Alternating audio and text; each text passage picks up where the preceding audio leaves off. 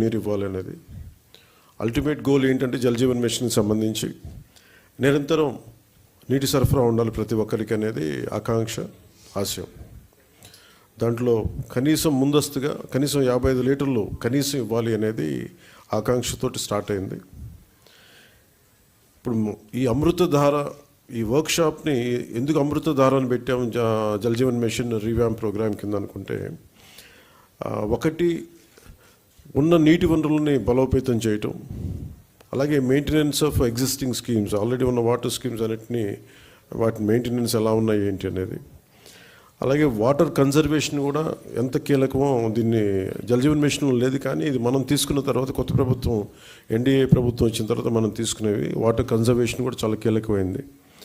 అలాగే training and capacity ఒకటికి ఉద్యోగస్తులకే కాకుండా ప్రజలను కూడా దీంట్లో భాగస్వామ్యం చేయాలనేదే ఒకటి. అలాగే దీంట్లో ఈ ఐటీ సిస్టమ్స్ ద్వారా దీన్ని మనం స్ట్రీమ్లైన్ ఆపరేట్ చేసే విధానం, అలాగే గ్రీవెన్స్ రిడ్రెసల్, ఏమైతే నీటి సరఫరాలు ఇబ్బందులు ఏమున్నాయో రిపీటెడ్గా వచ్చే అవుట్ ఆఫ్ మెయింటెనెన్స్ వాటికి కూడా ఒక విధి విధానాలని రూపొందించడం, అది దీనికి సంబంధించి ఈ అమృతధార సంబంధించి ఒకసారి చెప్పుకున్న మనం రిపీటెడ్గా ఉంటుందని, కానీ కనీసం ఒక్కరోజు 1 గంట నీళ్లు తాగకపోయినా, 1 పూట నీళ్లు తాగకపోయినా దాని కష్టం ఎంత ఉంటుందో మనందరికీ తెలిసిందే. ఏకాదశి వ్రతాలు కానీ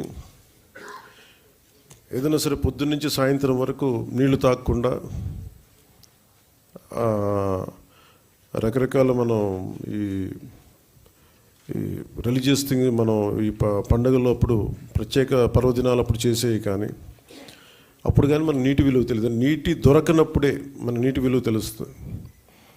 నాకు ప్రత్యేకించి నేను పిఆర్ మినిస్ట్రీ తీసుకున్న తర్వాత వాటర్ కన్జర్వేషన్ ఒకటి, నీటిని సరఫరా చేయటం ఒకటి, ఇవన్నీ నాకు చాలా ప్రత్యేకమైనవి, ఇష్టం నాకు. అంటే చాలా సందర్భాల్లో నేను చెప్పింది ఏంటంటే, అంటే నా అనుభవాలు పంచుకున్నది. ఒకసారి యూఎస్లో కూడా హార్వర్డ్ యూనివర్సిటీకి వెళ్ళినప్పుడు కూడా అక్కడ స్పీచ్ ఇస్తూ ఉంటే ఒక కీనోట్ అడ్రస్లో అక్కడ నేను చెప్పింది, ఒక ఆదిలాబాద్లో ఒక తాండాలో జరిగిన సంఘటన ఒకటి చెప్పాను.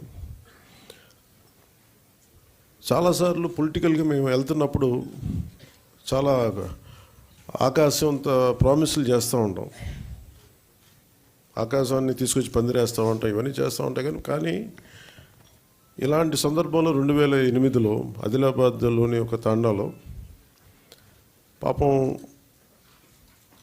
3-4 తాండాలకు కలిపి ఒకటే బోర్ పాయింట్, అది అందరూ వచ్చి అక్కడి నుంచి పట్టుకునేవాళ్ళు. ఒక కళ్ళు లేని కనుగుడ్లు కూడా లేవు. పెద్ద ఆవిడ వచ్చి అడిగింది, నా దగ్గరికి వచ్చి అంటే మరాఠీ యాక్సెంట్లో ఉన్న తెలుగులో ఆవిడ అడిగింది నన్ను నీళ్ళు ఇప్పించమని, ఇంకేం అడగల.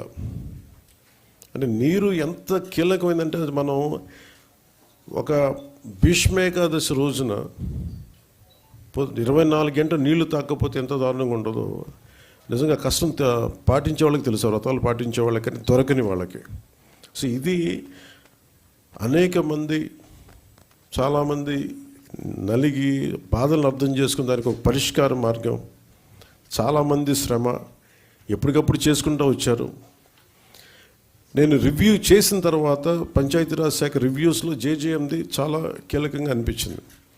చాలా ఉన్నతమైన ఆశయంతో మొదలుపెట్టింది, ఎందుకు మనం దీన్ని ముందుకు తీసుకెళ్ళలేకపోయాం అనేది చాలా లోతుగా ఒకసారి అధ్యయనం చేస్తే, అసలు 2019లో కేరళ మన కేంద్ర ప్రభుత్వం దీనిని ప్రతి రాష్ట్రాలకి మీకు ఎంతెంత అవసరాలు ఉన్నాయని, మీ నీటి అవసరాలకి ఈ సగటు పర్ క్యాపిటల్ కన్జంప్షన్ ఎంత ఉంటుంది, దానికి ఎంత కావాలి మీకు డబ్బులను అడిగితే, ఉత్తరప్రదేశ్ 1.5 లక్షన్నర కోట్లు అడిగింది, మధ్యప్రదేశ్ 83,000 కోట్లు అడిగింది, గుజరాత్ 32,000 కోట్లు అడిగింది, కేరళ 45,000 కోట్లు అడిగింది. వీటన్నిటిలో కూడా మీరు కేరళని తీసుకుంటే మనకంటే చాలా చాలా చిన్న రాష్ట్రం, మనలో 4వ భాగం ఉంటుందేమో, 3వ భాగం కానీ. అలాంటి కేరళ 45,000 కోట్లు అడిగితే గత ప్రభుత్వం జల్ జీవన్ మిషన్కి వాళ్ళు అడిగింది 26,000 కోట్లు మాత్రం అడిగారు. 26,000 కోట్ల, ఇంకా ప్రిసైజ్గా చెప్పాలంటే 26,000 కోట్ల 823 26.8.23 crores 0.94 ఎగ్జాక్ట్గా అడిగింది. కానీ వాళ్ళు మంజూరు చేసింది 4,787.10 కోట్లు. ఇది కూడా దేనికి అని అంటే వీళ్ళు పూర్తిగా డబ్బులు ఇవ్వలేకపోయారు, స్టేట్ షేర్ ఇవ్వలేదు వీళ్ళు. దానివల్ల మనం పూర్తిగా అవైల్ చేసుకోలేకపోయాం, సద్వినియోగం చేసుకోలేకపోయాం. దాంట్లో కూడా మీరు వెళ్ళి చూస్తే బేసిక్గా జల్ జీవన్ మిషన్ మన కేంద్ర ప్రభుత్వం, మనం సిఆర్ పాటిల్ గారి దగ్గరికి వెళ్ళి నేను మాట్లాడితే వాళ్ళందరూ అడిగిందంటే మీ గత ప్రభుత్వం మీరు చేసినవి అన్నీ చాలా అబ్సర్డ్గా ఉన్నాయి. మేము అడిగింది ఏంటంటే పర్మనెంట్, అంటే ఒక సస్టైనబుల్ వాటర్ సోర్స్ నుంచి రావాలి. అంటే బేసిక్గా వాళ్ళు అడుగుతుంది ఏంటంటే మీకు రిజర్వాయర్ నుంచి నీళ్లు తీసుకుంటేనే ఇది ఇస్తుంది. మీరు పైప్ లైన్కి మేము ఇవ్వం, మీరు రిజర్వాయర్ నుంచి తీసుకొని మీరు అది ప్రజలకు ఇవ్వాలి, అంతేగాని గ్రౌండ్ వాటర్ నుంచి కాదు ఇదని చెప్తే. కానీ గత ప్రభుత్వం చేసిందంతా ఏంటంటే మన అడిగిన పర్పస్ ఏంటంటే కేంద్ర ప్రభుత్వం ప్రాజెక్ట్ ఇది రిజర్వాయర్ నుంచే తీసుకోమని చెప్పింది. కానీ గత ప్రభుత్వం ఈ 4,000 కోట్లకు కూడా, ఎందుకంటే మనం కొత్త ప్రభుత్వం వచ్చాక దాదాపు 700 కోట్లు మనం తీసుకున్నాం, మనం చేసిన మనం తీసుకున్నది. ఇప్పుడు జల్ జీవన్ మిషన్ కింద వాళ్ళు అడిగింది ఏంటంటే మనకున్న దాదాపు 38 మేజర్ సస్టైనబుల్ సోర్స్ రిజర్వాయర్స్ ఉన్నాయి మనకి. వాటికి సంబంధించి 95.44 ట్యాప్ కనెక్షన్స్కి 38 వాటర్ రిసోర్సెస్ నుంచి సస్టైనబుల్ వాటర్ రిసోర్స్ని తీసుకోమని ప్రతిపాదన ఉంది.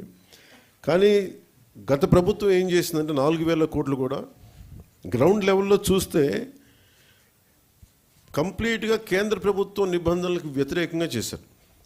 ఏదో 1-2 స్కీములు తప్ప మిగతావన్నీ కూడా, అంటే ముందు పైపులు కొనేశారు. ఫస్ట్ ఎక్కడైనా సరే మనం నీటిని ఎక్కడి నుంచి తెచ్చుకుంటాం అనేది గుర్తించడం మానేసి ముందు పైపులు వేసేసారు. అవసరమైతే ఒక బోర్ పాయింట్ తవ్వేస్తారు. అలా ఇచ్చేస్తే ఇక్కడ మీకు చూపించదలుచుకుంది ఈ ఈ 2 మ్యాప్స్ ఉన్నాయి ఇక్కడ. యాక్చువల్ జల్ జీవన్ మిషన్ తాలూకు ముఖ్య ఉద్దేశం ఇది. 38 సస్టైనబుల్ రిజర్వాయర్స్ నుంచి ఇది దీని మ్యాపింగ్ ఇలా ఉండాలి. ఈ రెడ్ ఎందుకు ఉన్నాయి ఇక్కడ, ఈ రెడ్ ఇవన్నీ ఎందుకు ఉన్నాయి అంటే ఇవన్నీ బోర్ పాయింట్స్తో చేసింది. బోర్ పాయింట్స్ నిరంతర సరఫరా ఉన్నది, ఏదో ఒక 5 నెలలు రావచ్చు, లేదంటే వాటర్ చెరువులు బోర్లు ఎండిపోతే మళ్ళీ ఆగిపోతాయి. సో ఇట్లాగా వీళ్ళు 4,000 కోట్లు ఖర్చు పెట్టినా కానీ వాస్తవానికి అవి ఏవి పనిచేసే పరిస్థితిలో లేవు. సో దిస్ ఇస్ 4,000 కోట్లు దుర్వినియోగం అయిపోయినట్టుగా మనం భావించవచ్చు. సో అందుకని మళ్ళీ తిరిగి కొత్త ప్రభుత్వం వచ్చాక గౌరవ ముఖ్యమంత్రి శ్రీ నారా చంద్రబాబు గారి ఆధ్వర్యంలో, ఆయన నాయకత్వం